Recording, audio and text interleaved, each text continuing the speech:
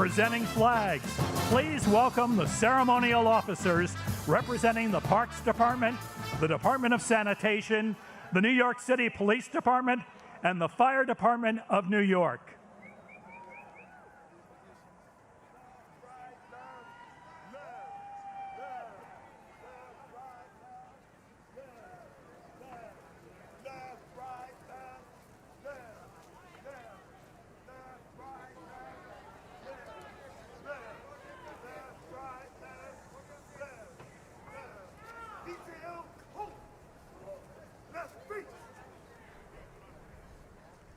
Please welcome to the stage Javier Munoz as we rise for the national anthem.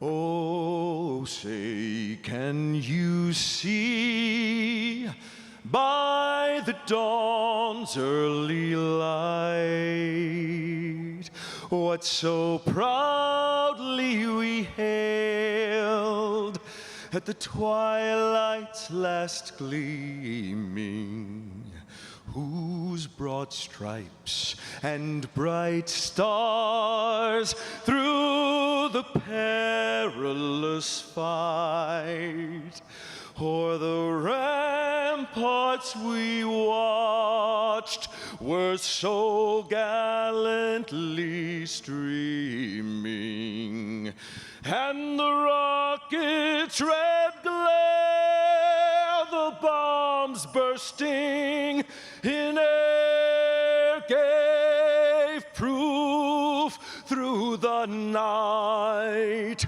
that our flag was still there. Oh, say, does that star-spangled banner yet wave o'er the land of the free and the home of the brave?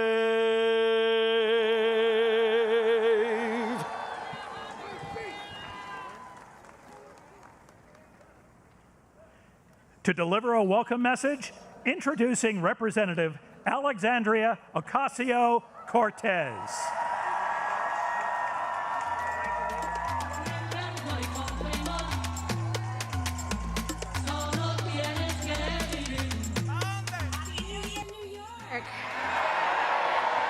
My name is Alexandria Ocasio-Cortez, and it is my deep honor and privilege to welcome you to the inauguration of our new mayor of New York City, Zohran Mamdani. We gather here today to celebrate the beginning of his leadership, as well as that of two incredible elected officials who will be guiding the city by his side: Public Advocate Jumaane D. Williams and our new controller, Mark D. Levine. We also celebrate the hundreds and thousands of public servants and city leaders getting to work today, from our sanitation workers and librarians to our commissioners, deputy mayors, and our school's chancellor, as they care for our city and its people in the coming weeks, months, and years. Together, this ascent marks a new era for New York City, led by a historic new mayor in Zohran Mamdani, guided by his dedication to a working class that makes our beautiful city run. Importantly, I also ask that we consider today an inauguration for each one of us, too, the nearly 8.5 million New Yorkers who make up the greatest city on earth. Because it is the people of New York City who have chosen historic, ambitious leadership in response to untenable and unprecedented times. New York, we have chosen courage over fear. We have chosen prosperity for the many over spoils for the few. And when the entrenched ways would rather have us dig in our feet and seek refuge in the past, we have chosen instead to turn towards making a new future for all of us. In Zohran Mamdani, we have chosen a mayor who is relentlessly dedicated to making life not just possible, but aspirational for working people. New York City has chosen the ambitious pursuit of universal child care, affordable rent and housing, and clean and dignified public transit for all. And we have chosen that over the distractions of bigotry and the barbarism of extreme income inequality. We have chosen this path because we know that it's the right thing to do, it's the smart thing to do, and that if we can make it here, we can make it anywhere. New York City, this is an inauguration for all of us, because choosing this mayor and this vision is an ambitious pursuit. It calls on all of us to return to public life en masse. Now is the time for us to turn towards our neighbors, stand with them, and return to community life. A city for all will require all of us to fill our streets, our schools, our houses of faith, our PTAs and our block associations as we support this mayor in making an affordable city a reality for all of us. Zohran Mamdani will be the first Muslim mayor of our great city. He will be our first immigrant mayor in over a century. And he will be the youngest mayor of New York City in generations. But most importantly, Zohran will be a mayor for all of us. With that, let us extend our deepest well wishes and support to Zohran, his wife Rama, and his family, as well as those of our public advocate, Jumani Williams, and controller, Mark Levine. We send you, your spouses and families, and all your loved ones, all the support in the world as you embark on this great pursuit of a better city and future for all. Felicidades.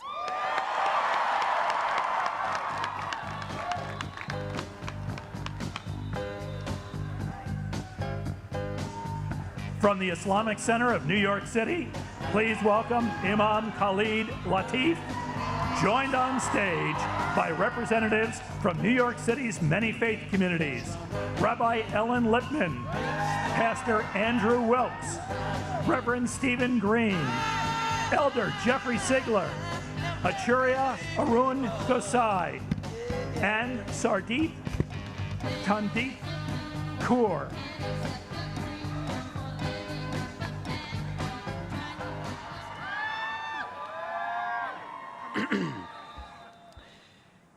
Let us pray.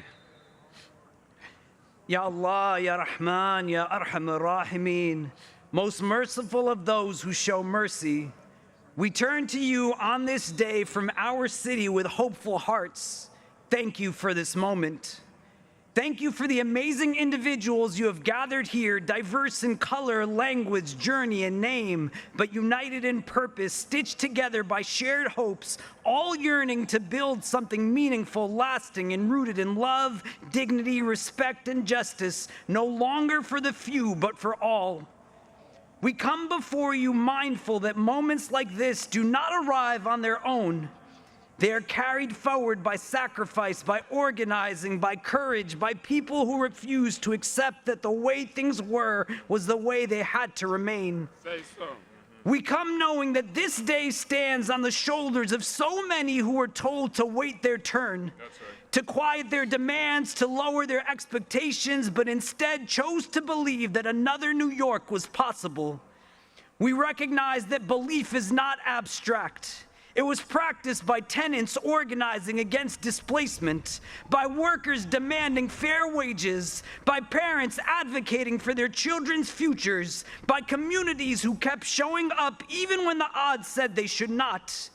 We gather today with hearts shaped by this city, by its noise and its neighborhoods, by its subways and sanctuaries, by the dreams carried in many languages and the prayers whispered on crowded blocks.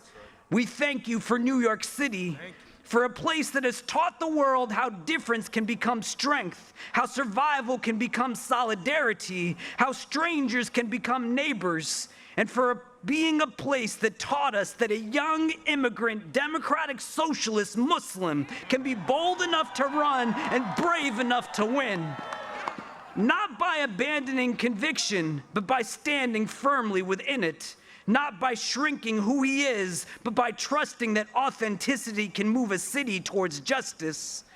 We thank you for the beautiful diversity of this city, for a people formed across continents and generations, across race and religion, culture and class.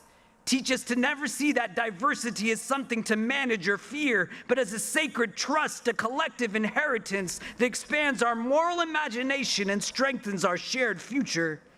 On this day of transition and responsibility, we ask you to bless this moment of leadership and all who are entrusted with the weight of public service. Grant wisdom to Mayor Zohran Mamdani and remind him that leadership is not about power, but about proximity to the people who struggle, to the voices too often ignored, to the lives behind the statistics.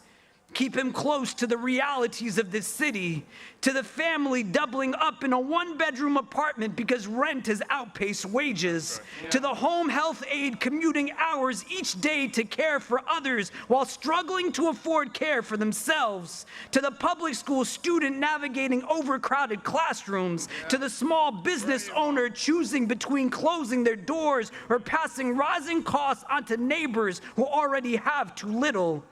Bless him with the courage to remain grounded, the humility to keep learning, and the strength to lead with principle, even when the pressure to compromise is loud. Right. Let his leadership reflect the movements and communities that made this moment possible, and never let him forget that this office exists to serve the people, not to rise above them. We lift up all those who came together to make what many said could never happen. Organizers and volunteers, neighbors who spoke to neighbors, young people who believed their voices matter, elders who remembered past struggles and recognized this moment as part of a longer arc. Bless those who knocked on doors in the cold, who stood on street corners with clipboards and hope, who had difficult conversations rooted in love, and who chose participation over despair. Let the spirit that carried this moment forward not fade after today, but deepen and always endure. Make this city affordable for the families who built it and the workers who sustain it. Let no one have to choose between rent and dignity, between medicine and meals, between staying and surviving. We lift before you those living paycheck to paycheck in the shadow of unimaginable wealth. Those working multiple jobs yet still one emergency away from crisis. Those whose labor keeps the city moving but whose lives feel increasingly pushed to the margins. Let justice not be a slogan but a structure. Let equity not be a promise but a practice. Let policy be shaped by compassion and budgets reflective of our values. Protect the most vulnerable amongst us, our children and elders, our immigrants and asylum seekers, our unhoused neighbors, our workers, our artists, our caregivers, and the students who keep this city alive. Heal what has been broken by neglect and greed. Soften hearts hardened by fear. Replace cynicism with call this place home, a means of mercy, a force for fairness, and a reflection of your justice in this world. Let this moment be not an ending, but a beginning. Let what was once thought impossible become the standard by which we measure our future.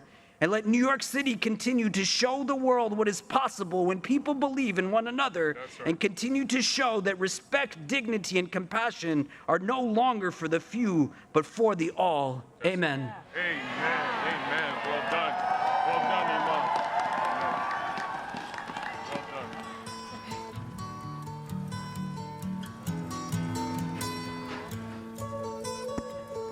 Please welcome Mandy Patinkin, accompanied by the 5th grade members of Staten Island's PS 22 Chorus, directed by Greg Breinberg and accompanied by Adam Ben David. It's all right. Darling, it's been a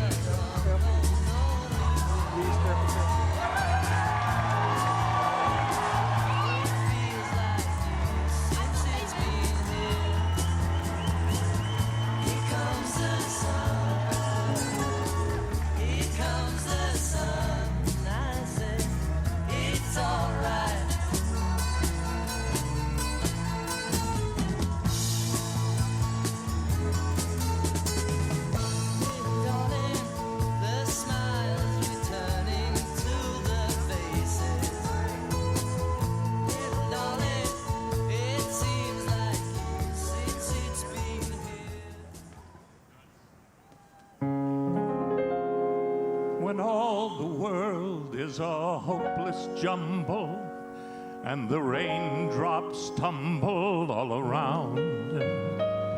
Heaven opens a magic lane.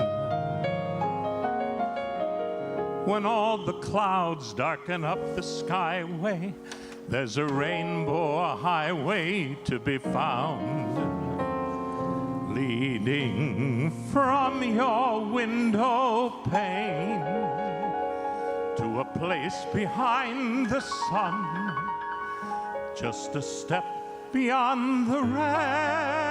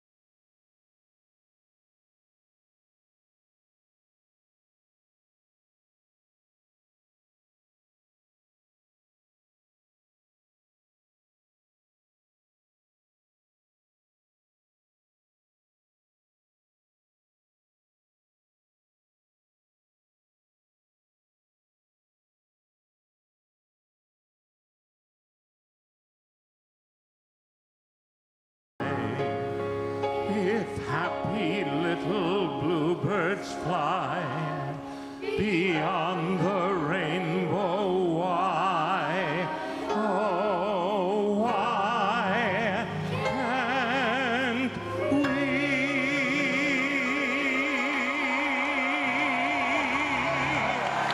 Bravo! Bravo! Say hello! Say hello! Hello! Beautiful, beautiful. Come lit still I drop lazy. None of that maybe. N-I-G. N-I-G. N-I-G. To administer the oath of office for Comptroller Mark Levine, welcome Attorney General Letitia James.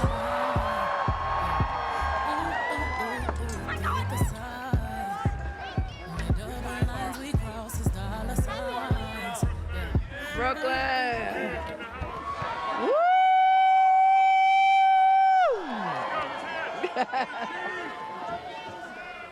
Is Brooklyn in the house?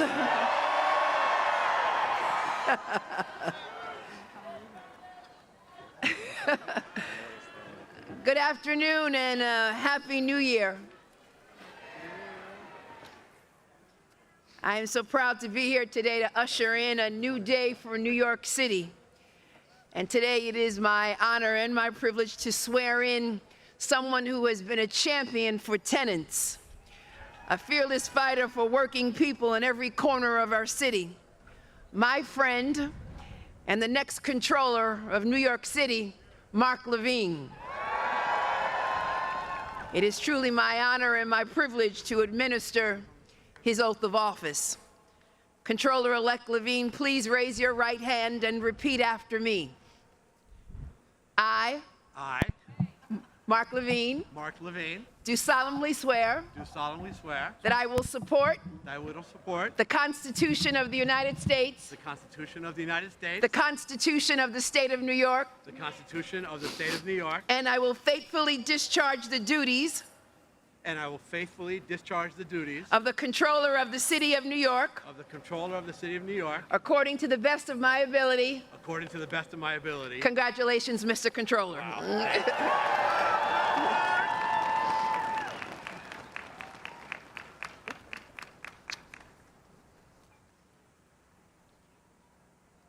All right, well, there's no going back. Give it up for the best Attorney General in America, Tish James. Give it up for the PS22 chorus, all the way from Staten Island to Staten Island in the house. The rest are stuck on the ferry. All right. Thank you to my wonderful family, my wife, Evelise, and our sons, Alejandro and Daniel. I love you so, so much. Thank you to my partners in city government, our new mayor, Zohran Mamdani, and public advocate, Jumaane Williams.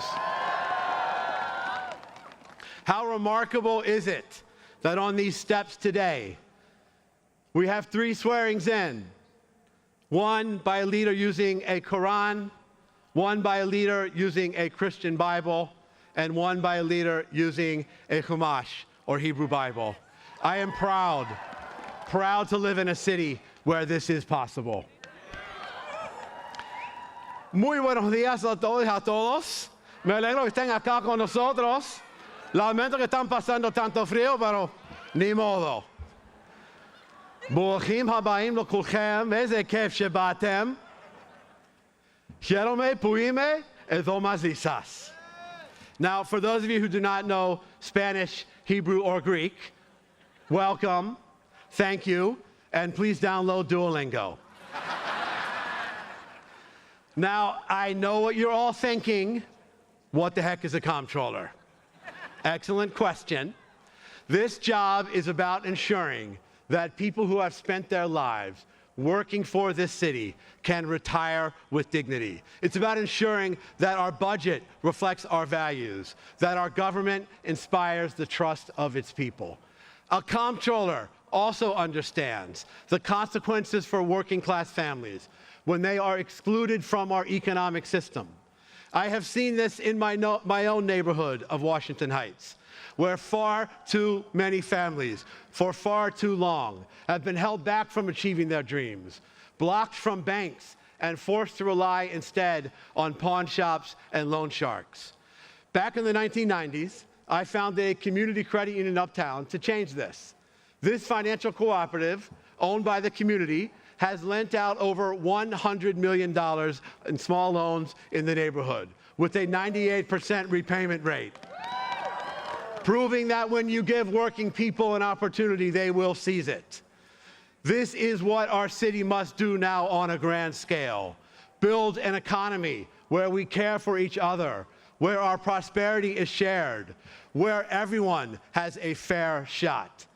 Our city today is booming for people at the top, but it's getting tougher and tougher for working families to pay their rent, to find a job with a living wage, and yes, Mr. Mayor, to find affordable childcare. A comptroller must use the tools of the office to close this gap, and I will. We will invest tens of millions of dollars in new units of affordable housing to build all over the 5 boroughs. We'll make sure that housing is actually built, no matter the opposition from entrenched constituencies. We'll use the powers of oversight in the comptroller's office to ensure that the city keeps its promises, that it delivers the highest quality city services, that every nonprofit with a city contract actually gets paid on time. Wow, very big applause line. Note that, Mr. Mayor. We got to work on that. We will secure full funding for legal services for New Yorkers facing eviction, so that at last our city lives up to its obligations under our first in the nation right to counsel law for tenants. Right, Vanessa Gibson? You on board for that? We will invest in protecting our imperiled planet by accelerating our city's transition to green energy, so that one day, when we look at New York from above, we will see a city full of solar panels and trees. We will protect the immigrants of this city, so that families are not ripped apart by masked, unnamed government agents. And we will seek to understand each other. Though we will not always see the world the same way, we can and must ensure that all New Yorkers feel safe and respected, whether they're entering a house of worship, lighting a menorah in public, or saying the Salah prayer anywhere in this city. Our city government can and must take on the challenges of this moment. But to do that, we need a better city government, one that uses the tools of the modern era, a government freed from the worst limitations of bureaucracy, one nimble enough to move fast during a period of accelerating change, and to capitalize on the new promises of technology while protecting against its perils. No other city on earth has this many lives, languages, and dreams in one place. Our task now is to ensure that this will be a city where all of us together can achieve those dreams. Almost 30 years ago, I stood in a small storefront in Washington Heights, helping immigrant neighbors open their first savings accounts. They trusted us with their dreams, a small business, a child's education, a home of their own. Today, you have entrusted me with something far greater, to safeguard the resources and the future of this entire city. I promise you, I will honor that trust every single day. Muchísimas gracias. Toda rabá. Efcharisto poli. Thank you so much. Thank you.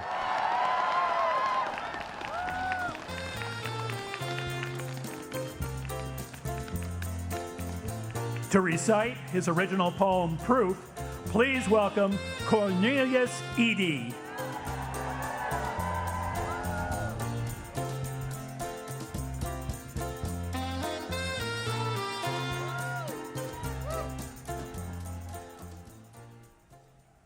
Hold on.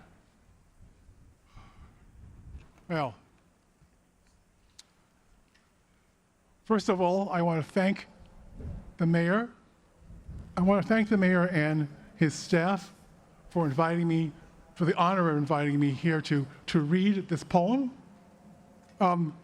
This morning, when I woke up, my wife joked that sometime during the campaign, there was probably somebody who said, him? He'll get elected when hell freezes over.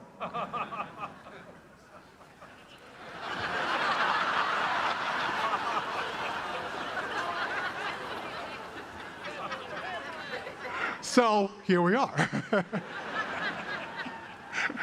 And I really want to really just thank the biggest, greatest gift I think I've ever had was to be in the Blue Room this morning after doing sound check, because the energy and the recognition and the joy of this moment was incredible. I mean, this is it, isn't it? I mean, this is what this work has been about, right? And it was just wonderful to see people see that moment. I was reminded this morning that New York was the first capital of the United States. And it seems to me that this might be another kind of new beginning for a certain kind of energy that might be starts here and goes out across the country, the rest of the nation. So Though this is a New York poem, a New York-based poem, I'd like to dedicate this poem. I just retired. I'd like to dedicate this poem to my trans, queer, foreign students of color at the University of Tennessee, Knoxville. So they can see this is possible. The poem is called Proof.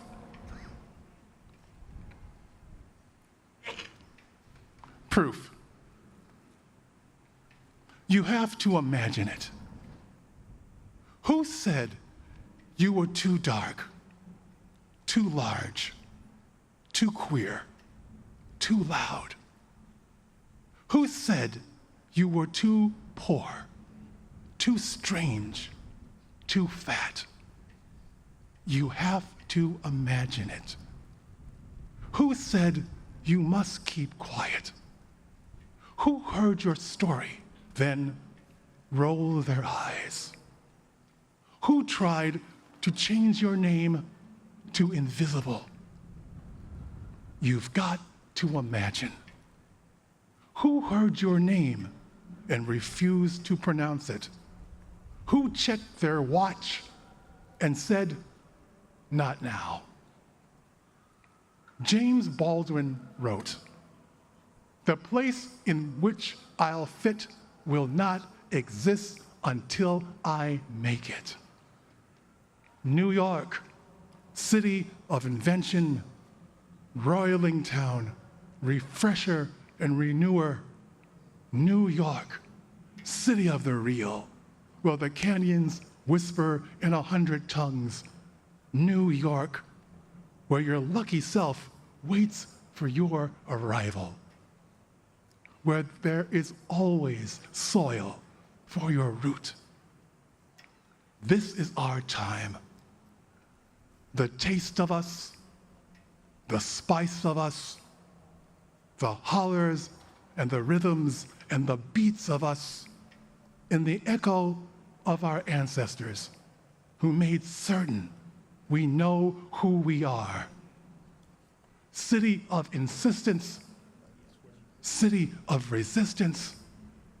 You have to imagine an army that wins without firing a bullet, a joy that wears down the rock of no.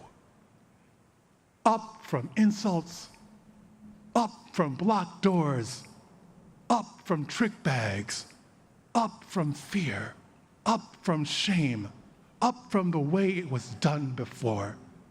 You have to imagine that space they said wasn't yours, that time they said you'd never own.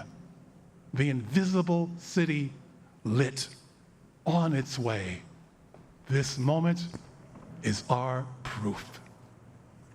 Thank you.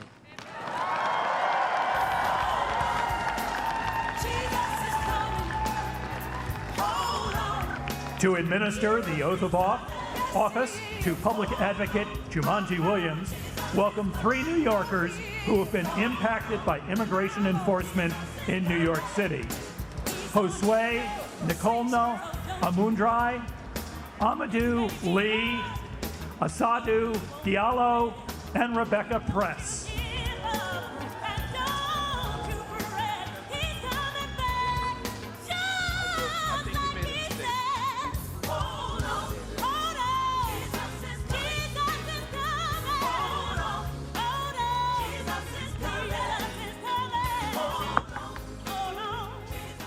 Show me what community looks like. Show me what community looks like. Good afternoon, ladies and gentlemen. My name is Amadou Lee, and I'm a Senegalese American, a proud New Yorker, and I am honored to be a naturalized American citizen. I came into this country in 2001 as a teenager. I was undocumented, with no one and nowhere to turn. Yet, I felt at home. As I walk through the city, the bright light seems to whisper in my ear, telling me, dream, Amadou, dream. You too, you belong here. But being undocumented meant living in fear. It meant being vulnerable. It meant facing deportation. However, after my life story made the front page of the New York Times, something extraordinary happened. People showed up, blue-collar workers, teachers, celebrities, even presidents. They too said that I belong here too. Because of them, I was allowed to stay here. Because of them, I was allowed to study. I was allowed to build a life. But every day, thousands of New Yorkers face the fear I once did without the spotlight. They fear being abducted, detained, and disappeared. With me today is Miss Aissatou Diallo and Mr. Perez. Miss Diallo has lived in the United States for over 20 years. This past Thanksgiving, she was abducted by ICE at LaGuardia Airport. She was shackled and detained. After decades of building a life here, her freedom was suddenly stripped away. Mr. Perez and his family fled Venezuela in search of safety to New York City. He and his partner and their 3 beautiful children were summoned to 26 Federal Plaza just before Christmas. Just before Christmas. Not knowing whether they would walk out together as a family. And standing beside each one, as he stood beside many New Yorkers, was public advocate Jumaane D. Williams. He used his position, he used his voice and his power, not for himself, but to defend people that are under attack, to speak to those whose voices are too often ignored. And because of that solidarity, because that leadership showed up, because the neighbors showed up, Miss Diallo and the Perez family can be here today with us.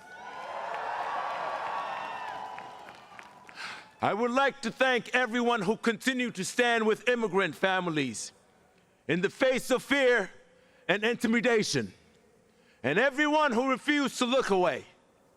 We are the proof that it matters. And we are reminded that advocacy can truly change lives.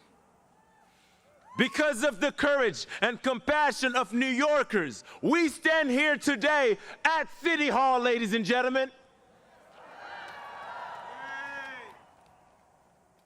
Ladies and gentlemen, we are proud to swear in the people's voice, the people's champion, our public advocate, Mr. Jumaane D. Williams. Ladies and gentlemen, give it up for him.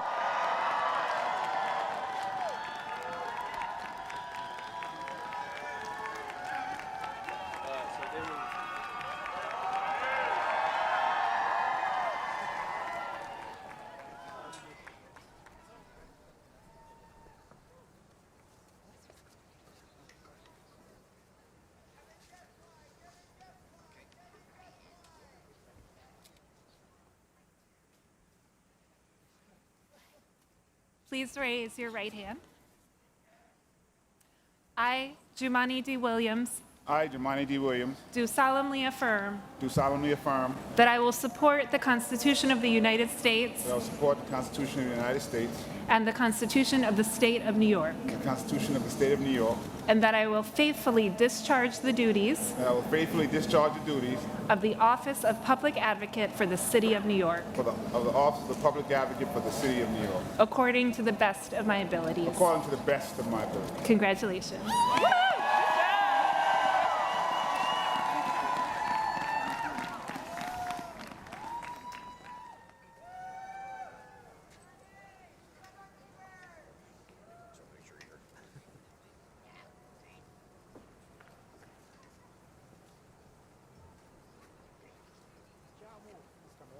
I didn't forget. Zohran, Mark, we did it. We're here. Thanks to everybody out here. Thank y'all. Peace and blessing, love and light as we begin a new term, a new era for New York City. Thank you, everyone. I want to thank Amadou and these inspiring family for being here at this ceremony in New York. I'm a son of immigrants myself. My parents came over from Grenada over 50 years ago. I was just sworn in on my late father's Bible. My mother is here today. I'm so proud to have my family and my wife and my children and my sister and my mom, everyone standing with theirs. Their stories perfectly capture this moment for the city. The challenges we face, the hardships we endure, and the hope that persists. Those realities are often in tension because this is a time and a place of contradictions. One where even as the federal government drives us to despair, local leadership can invite inspiration. When this celebration at City Hall is only blocks from tribulation at Federal Plaza. When the relief that these families are still united comes as so many are being separated.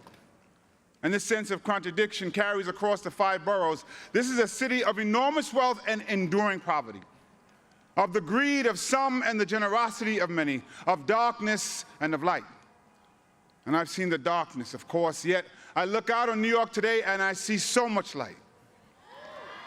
These contradictions mean we can at once love our city as it is and challenge its flaws, not as a reason for pessimism, but a call for activism. As public advocate, I've tried to be an activist elected official, someone who pushes back. Now I see the chance to push forward.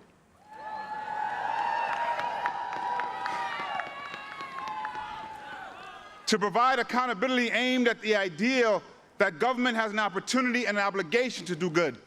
At the core of public service and progressivism is the principle of making government work and showing people it can work for them. That means we need to meet people where they are, also show grace instead of ignoring what brought them there, and be honest about why. The powers in place would rather create an other to blame for our problems than to address them, whether it be our immigrant communities, our trans siblings, our homeless neighbors, or too many other marginalized groups. Rejecting those ideas means naming the reason that the powers in place perpetuate them, because if we are divided, the status quo stands.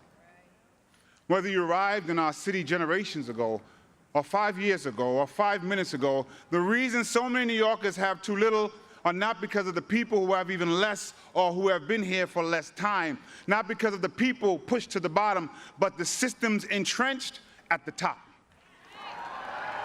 That's where we should focus our anger and our action. If we are not driven apart by the divisions of our races, our religions, our identities, but pulled together by the commonalities in our emotions, our needs, and our humanity, then we can all climb. I know that the project of New York is possible. That great mosaic described by another mayor who believed in democratic social ideals, David Dinkins. Yet the truth of it is there are people who are rooting for New York to fail. Some couch it in concern, others openly scorn our city. But at the heart of this hate is the truth that our success, that our very existence belies their core belief that New York is not possible. They demonize us because our mosaic challenges their ideology. They want to be right in their cynicism more than they want us to succeed in our idealism.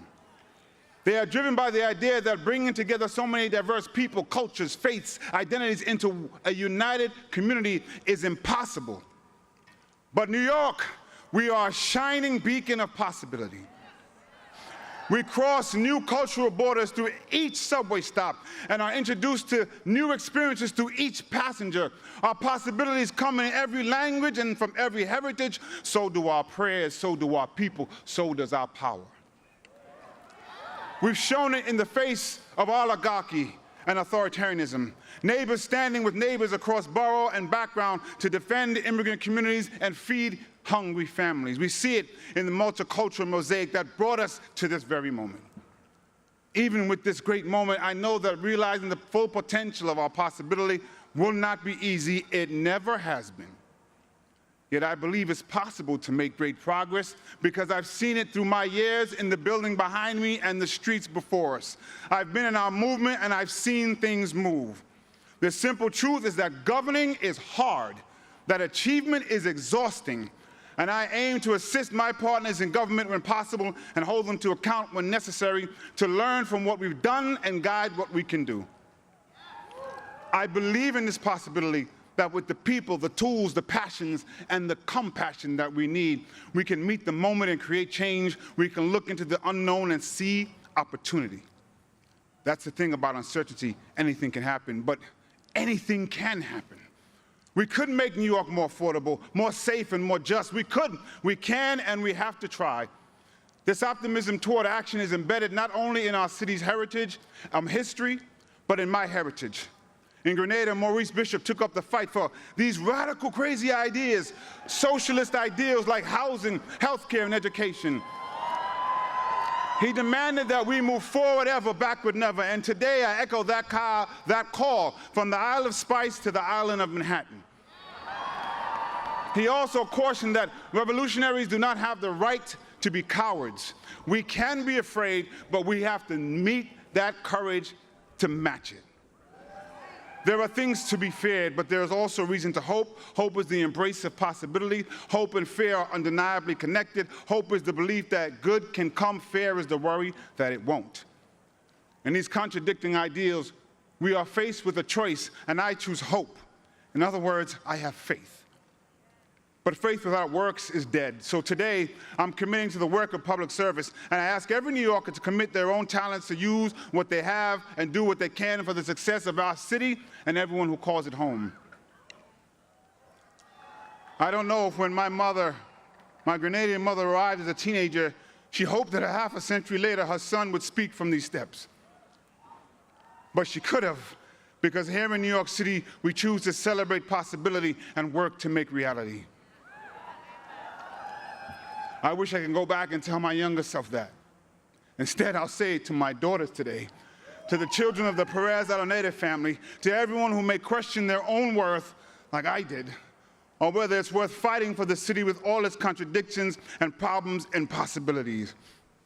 And I gotta take a second to say something to so many young people who are out there. But I'm gonna say it to one person who's waited 49 years to hear it. Little black boy, you were worth it. And you always were. And without any titles, you were enough. You were always enough. And you deserve to accept love, and you deserve to be protected. And I'm honored to be here to help create a city that's worthy of that for you. And I'm so proud of you.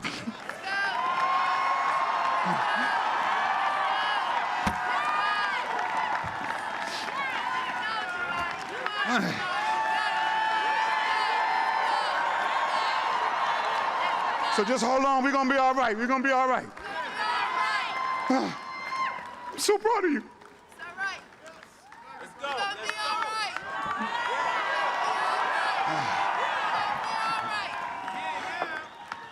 As we head into a new year, a new term, I want to ask all of you to take an oath with me. Our neighbors, I know in Brazil, adopted this motto that I've tried to embody. I did hear it for Comptroller Lander, but I gotta give him his credit. That no one let go of anyone's hands, because if we're all connected, we can't lose anyone. So we hold on to the hand of our neighbor and we reach out with our other hand to grasp someone who may fall through the cracks, and we bring them along. I want everyone, if they're comfortable, take a hand of the person next to you or the arm and just repeat after me. We can all be the voice of the people. I know what's ahead, but I won't lose hold. And I won't lose hope. Anything can happen, so anything can happen. And as we march forward, no one let go of anyone's hands. Peace.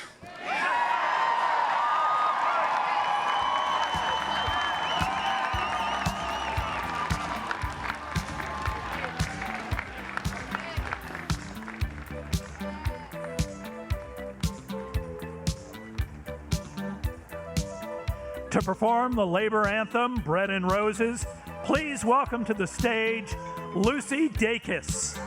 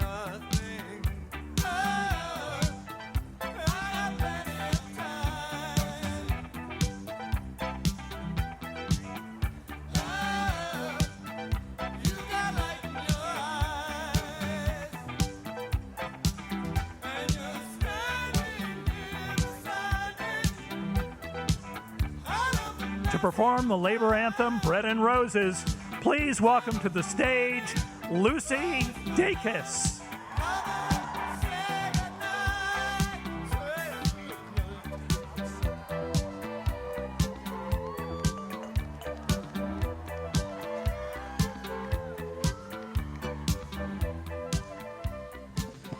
Hello, New York.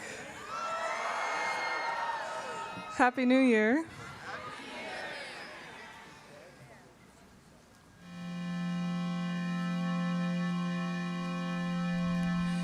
As we go marching, marching in the beauty of the day, a million darkened kitchens, 1,000 mill-lofts gray, are touched with all the radiance that a sudden sun discloses.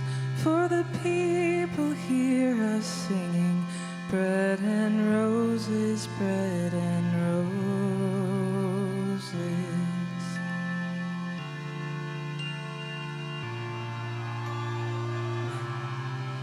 As we go marching, marching, we battle to for men, for they are women's children, and we mother them again. Our lives shall not be sweated from birth until life closes. Hearts starve as well as bodies. Give us bread, but give us roses.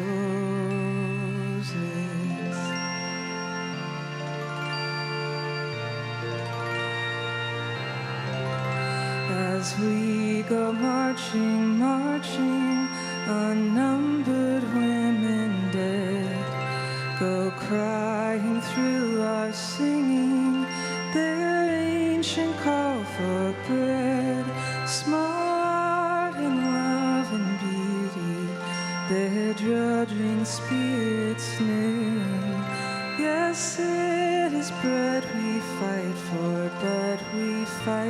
more roses too.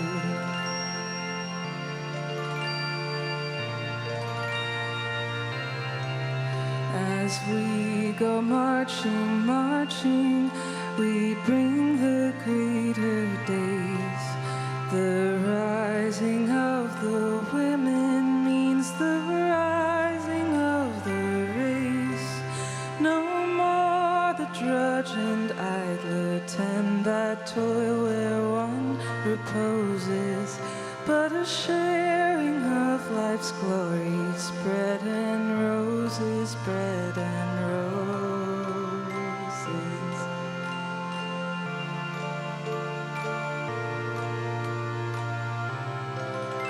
Our life shall not be sweated from birth until life closes.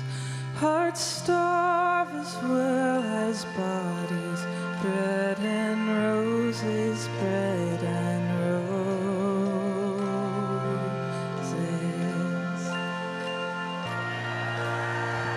Thank you. Congratulations, Zohran.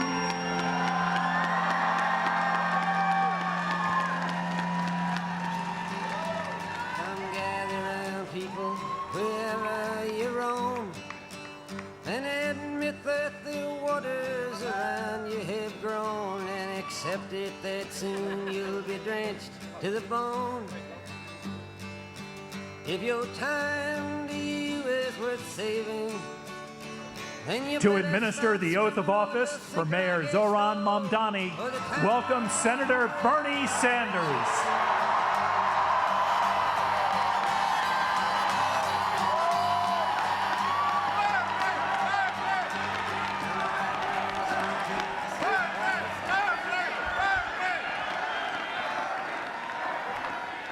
Thank you.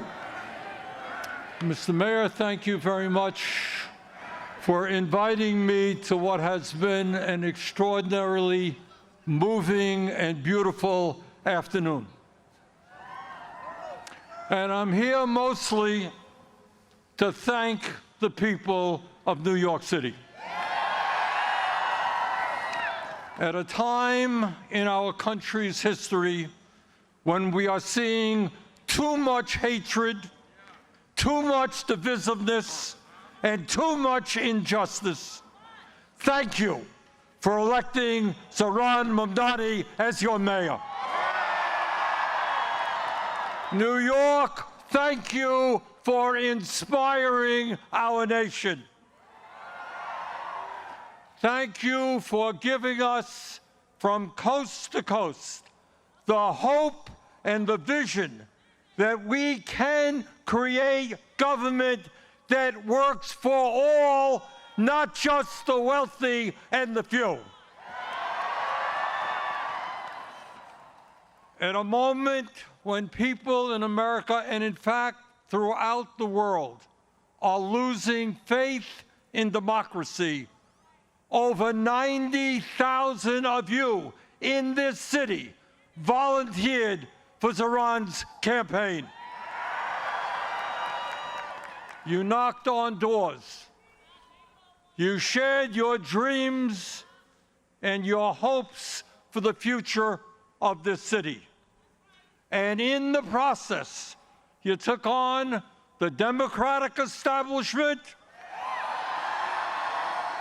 the Republican establishment, the President of the United States, and some enormously wealthy oligarchs. And you defeated them in the biggest political upset in modern American history.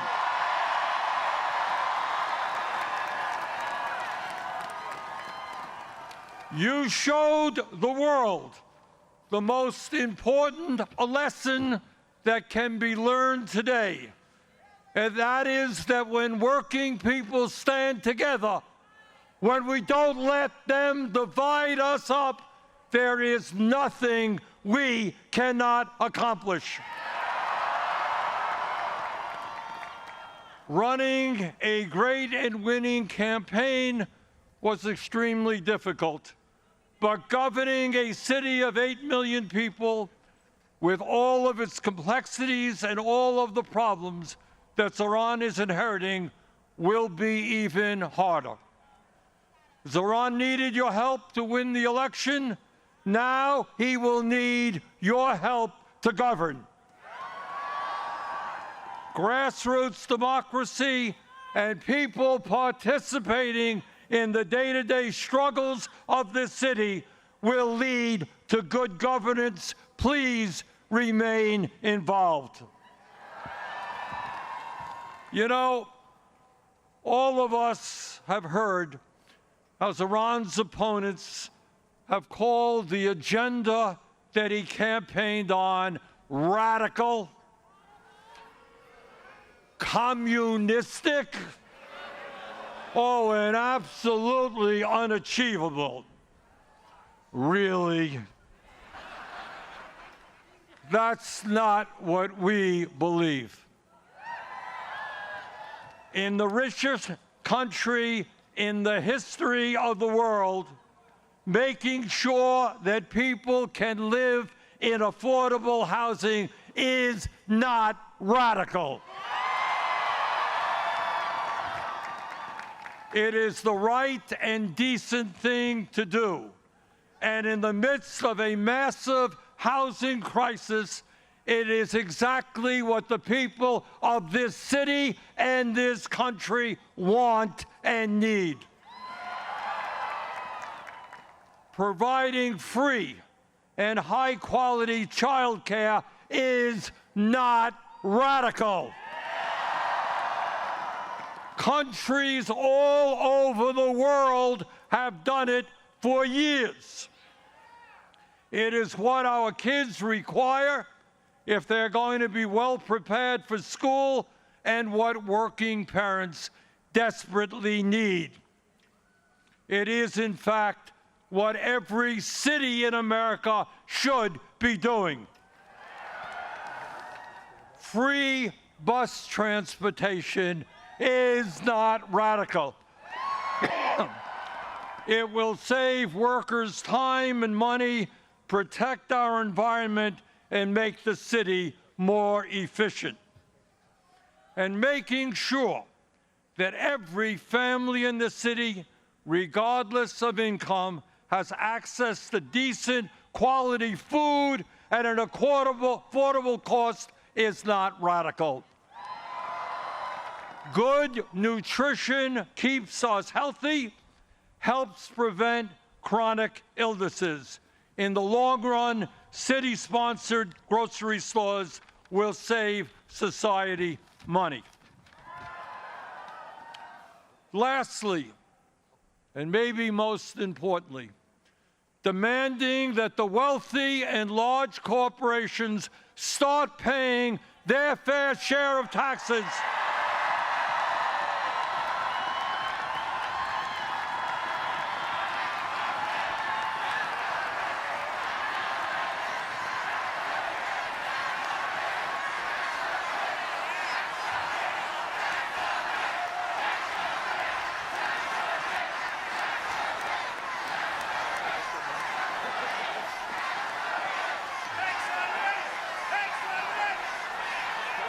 As I was saying,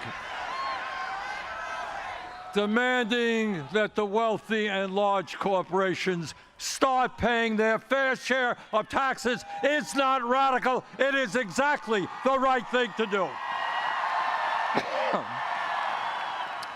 Today, while over 60% of our people in New York, people in Vermont, people all over this country are living paycheck to paycheck, we have more income and wealth inequality than we have ever had.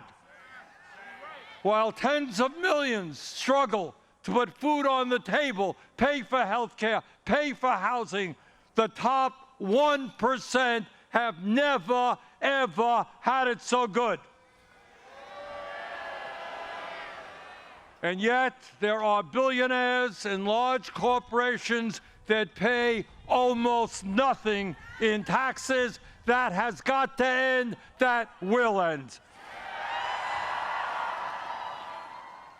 The billionaire class in this city and in this country have got to understand that in America, they cannot have it all. That America, our great country, must belong to all of us, not just a few. And that lesson begins today in New York City. Let me thank you all for the hope and inspiration that you are giving people all over this country. And now it is my honor to swear in your new mayor.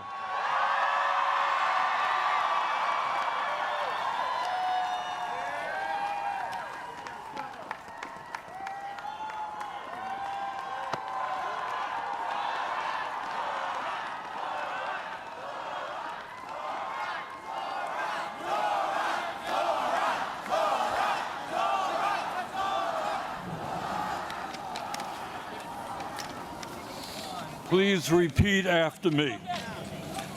I, Zohran Mamdani, I, Zohran Mamdani, do solemnly swear that I will support the Constitution of the United States, I will support the Constitution of the United States, the Constitution of the State of New York, the Constitution of the State of New York, and the Charter of the City of New York, and the Charter of the City of New York, and that I will faithfully discharge the duties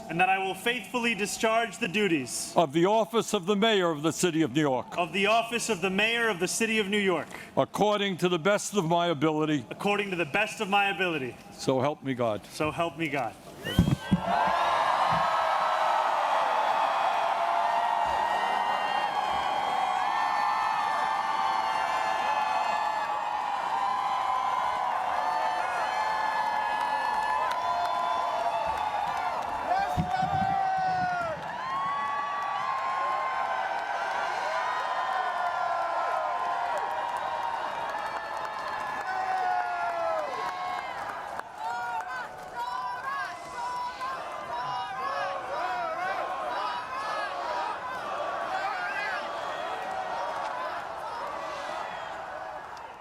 My fellow New Yorkers, today begins a new era. I stand before you, moved by the privilege of taking this sacred oath, humbled by the faith that you have placed in me, and honored to serve as either your 111th or 112th mayor of New York City. But I do not stand alone. I stand alongside you, the tens of thousands of you gathered here in Lower Manhattan, warmed against the January chill by the resurgent flame of hope. I stand alongside countless more New Yorkers watching from cramped kitchens in Flushing and barbershops in East New York, from cell phones propped against the dashboards of parked taxicabs at LaGuardia, from hospitals in Mott Haven and libraries in El Barrio that have too long known only neglect. I stand alongside construction workers in steel-toed boots and halal cart vendors whose knees ache from working all day. I stand alongside neighbors who carry a plate of food to the elderly couple down the hall, those in a rush who still lift strangers' strollers up subway stairs, and every person who makes the choice day after day, even when it feels impossible, to call our city home. I stand alongside over 1 million New Yorkers who voted for this day nearly 2 months ago. And I stand just as resolutely alongside those who did not. I know there are some who view this administration with distrust or disdain, or who see politics as permanently broken. And while only action can change minds, I promise you this: if you are a New Yorker, I am your mayor. To Governor Hochul, thank you as well to Mayor Adams. Dorothy's son, a son of Brownsville who rose from washing dishes to the highest position in our city, for being here as well. He and I have had our share of disagreements, but I will always be touched that he chose me as the mayoral candidate that he would most want to be trapped with on an elevator. Thank you to the two titans who, as an assembly member, I've had the privilege of being represented by in Congress, Nidia Velázquez, and our incredible opening speaker, Alexandria Ocasio-Cortez. You have paved the way for this moment. Thank you to the man whose leadership I seek most to emulate, who I am so grateful to be sworn in by today, Senator Bernie Sanders. Thank you to my teams, from the assembly to the campaign to the transition, and now the team I am so excited to lead from City Hall. Thank you to my parents, Mama and Baba, for raising me, for teaching me how to be in this world, and for having brought me to this city. Thank you to my family, from Kampala to Delhi. And thank you to my wife, Rama.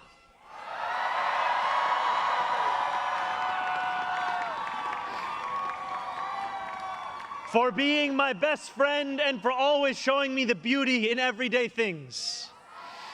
And most of all, thank you to the people of New York. A moment like this comes rarely. Seldom do we hold such an opportunity to transform and reinvent. Rarer still is it the people themselves whose hands are the ones upon the levers of change. And yet we know that too often in our past, moments of great possibility have been promptly surrendered to small imagination and smaller ambition. What was promised was never pursued. What could have changed remained the same. For the New Yorkers most eager to see our city remade, the weight has only grown heavier. The weight has only grown longer. In writing this address, I have been told that this is the occasion to reset expectations, that I should use this opportunity to encourage the people of New York to ask for little and expect even less. I will do no such thing. The only expectation I seek to reset is that of small expectations. Beginning today, we will govern expansively and audaciously. We may not always succeed, but never will we be accused of lacking the courage to try.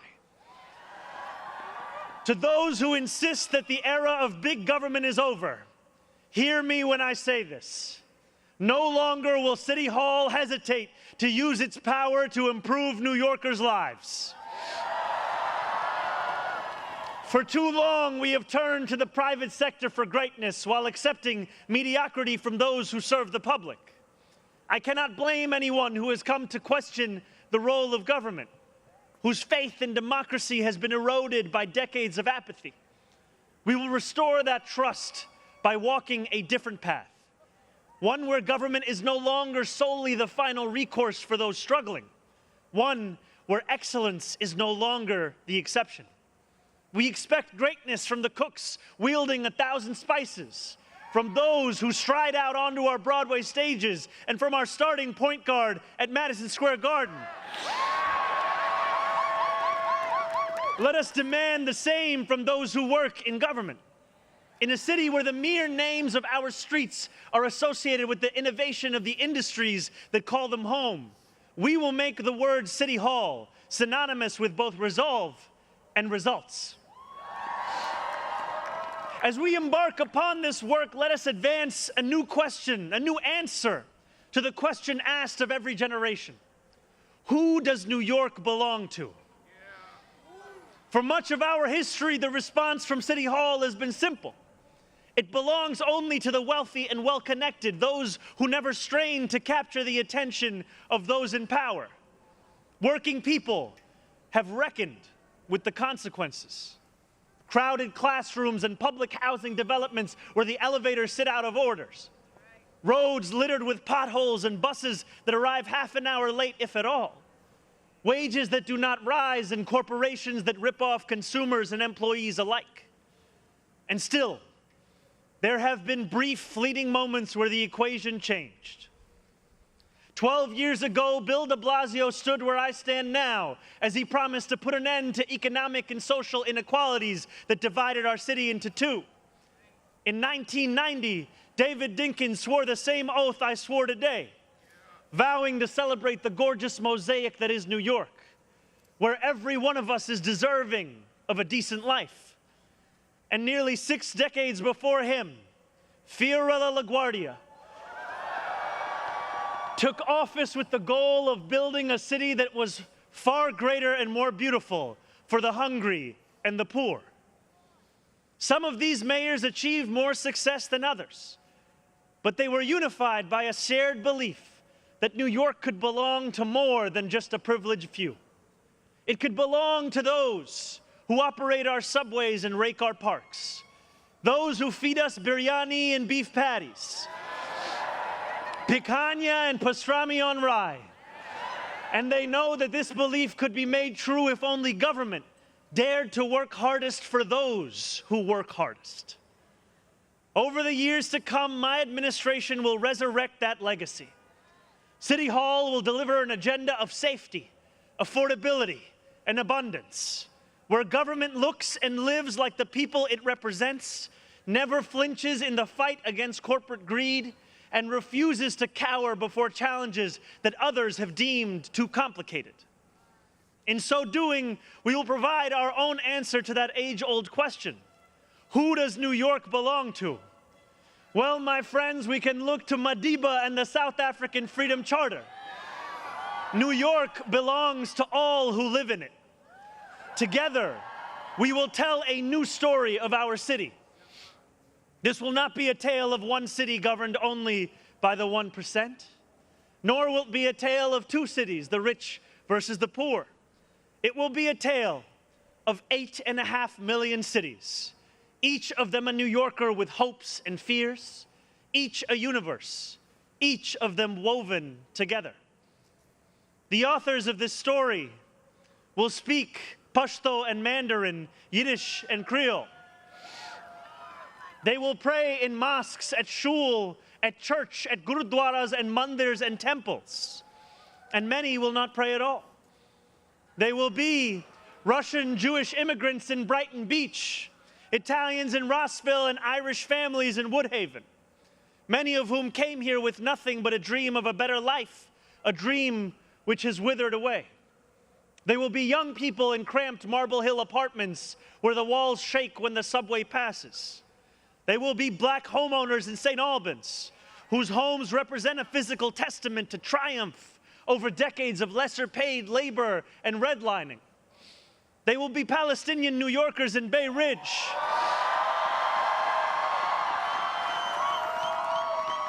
who will no longer have to contend with a politics that speaks of universalism and then makes them the exception.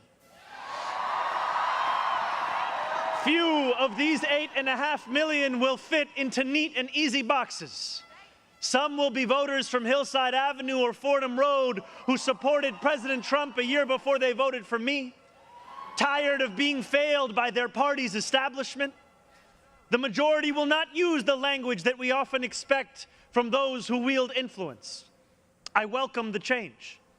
For too long, those fluent in the good grammar of civility have deployed decorum to mask agendas of cruelty. Many of these people have been betrayed by the established order. But in our administration, their needs will be met. Their hopes and dreams and interests will be reflected transparently in government. They will shape our future. And if for too long these communities have existed as distinct from one another, we will draw this city closer together. We will replace the frigidity of rugged individualism with the warmth of collectivism. If our campaign demonstrated that the people of New York yearn for solidarity, then let this government foster it. Because no matter what you eat, how you pray, or where you come from, the words that most define us are the two we all share: New Yorkers. And it will be New Yorkers who reform a long broken property tax system. New Yorkers who will create a new Department of Community Safety that will tackle the mental health crisis and let the police focus on the job they signed up to do. New Yorkers who will take on the bad landlords who mistreat their tenants and free small business owners from the shackles of bloated bureaucracy. And I am proud to be one of those New Yorkers. When we won the primary last June, there were many who said these aspirations and those who held them had come out of nowhere. Yet one man's nowhere is another man's somewhere. This movement came out of 8.5 million somewheres. Taxi cab depots and Amazon warehouses, DSA meetings and curbside domino games. The powers that be had looked away from these places for quite some time if they'd known about them at all. So they dismissed them as nowhere. But in our city, where every corner of these 5 boroughs holds power, there is no nowhere and there is no no one. There is only New York and there are only New Yorkers. 8.5 million New Yorkers will speak this new era into existence. It will be loud. It will be different. It will feel like the New York we love. No matter how long you have called this city home, that love has shaped your life. I know that it has shaped mine. This is the city where I set land speed records on my Razor scooter at the age of 12. Quickest 4 blocks of my life. The city where I ate powdered donuts at halftimes during AYSO soccer games and realized I probably was not going to be going pro. The city where I devoured 2 big slices at Coronet's Pizza, played cricket with my friends at Ferry Point Park, and took the 1 train to the BX10 only to still show up late to Bronx Science. The city where I have gone on hunger strike just outside these gates. Sat claustrophobic on a stalled N train just after Atlantic Avenue and waited in quiet terror for my father to emerge from 26 Federal Plaza. The city where I took a beautiful woman named Rama to McCarran Park on our first date and swore a different oath to become an American citizen on Pearl Street. To live in New York, to love New York, is to know that we are the stewards of something without equal in our world. Where else can you hear the sound of the steel pan, savor the smell of sancocho, and pay $9 for coffee on the same block? Where else could a Muslim kid like me grow up eating bagels and lox every Sunday? That love will be our guide as we pursue our agenda. Here, where the language of the New Deal was born, we will return the vast resources of this city to the workers who call it home. Not only will we make it possible for every New Yorker to afford a life they love once again, we will overcome the isolation that too many feel and connect the people of this city to one another. The cost of childcare will no longer discourage young adults from starting a family, because we will deliver universal childcare for the many by taxing the wealthiest few.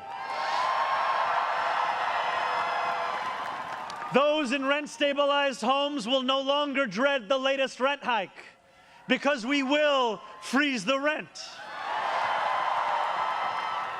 Getting on a bus without worrying about a fare hike or whether you'll be able to get to your destination on time will no longer be deemed a small miracle, because we will make those buses fast and free. These policies are not simply about the costs we make free, but the lives we fill with freedom.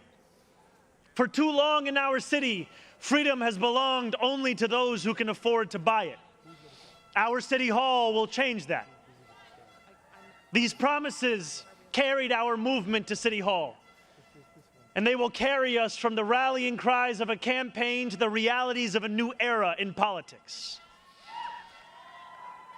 2 Sundays ago, as snow softly fell, I spent 12 hours at the Museum of the Moving Image in Astoria, listening to New Yorkers from every borough as they told me about the city that is theirs. We discussed construction hours on the Van Wyck Expressway and EBT eligibility, affordable housing for artists and ICE raids. I spoke to a man named TJ who said that one day a few years ago, his heart broke as he realized that he would never get ahead here, no matter how hard he worked. I spoke to a Pakistani auntie named Samina, who told me that this movement had fostered something too rare: softness in people's hearts. As she said to me in Urdu, "Logo ke dil badal gaye hain." 142 New Yorkers out of 8.5 million. And yet, if anything united each person sitting across from me, it was the shared recognition that this moment demands a new politics and a new approach to power. We will deliver nothing less as we work each day to make this city belong to more of its people than it did the day before. Here is what I want you to expect from the administration that this morning moved into the building behind me. We will transform the culture of City Hall from one of no to one of how. We will answer to all New Yorkers, not to any billionaire or oligarch who thinks they can buy our democracy. We will govern without shame and insecurity, making no apology for what we believe. I was elected as a democratic socialist, and I will govern as a democratic socialist.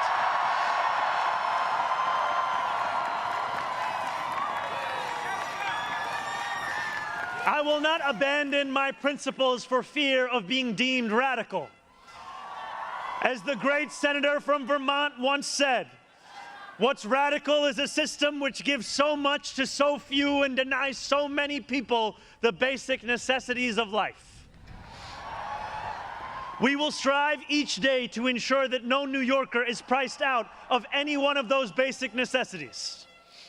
And throughout it all, we will, in the words of Jason Terrence Phillips, better known as Jadakiss or Jay to the moi, be outside. Because this is a government of New York, by New York, and for New York.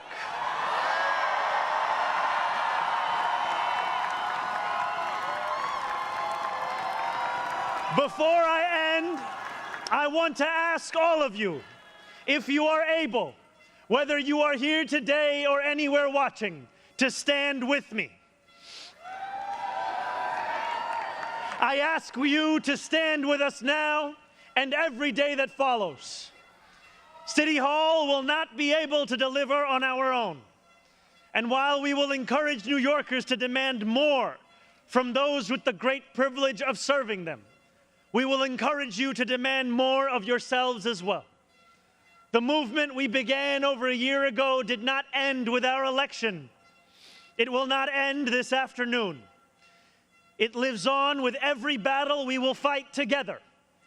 Every blizzard and flood we withstand together. Every moment of fiscal challenge we overcome with ambition, not austerity, together. Every way we pursue change in working people's interests rather than at their expense, together. No longer will we treat victory as an invitation to turn off the news. From today onwards, we will understand victory very simply. Something with the power to transform lives, and something that demands effort from each of us every single day. What we achieve together will reach across the 5 boroughs, and it will resonate far beyond. There are many who will be watching. They want to know if the left can govern. They want to know if the struggles that afflict them can be solved. They want to know if it is right to hope again. So standing together with the wind of purpose at our backs, we will do something that New Yorkers do better than anyone else. We will set an example for the world. If what Sinatra said is true, let us prove that anyone can make it in New York and anywhere else too. Let us prove that when a city belongs to the people, there is no need too small to be met, no person too sick to be made healthy, no one too alone to feel like New York is their home. The work continues. The work endures. The work, my friends, has only just begun. Thank you.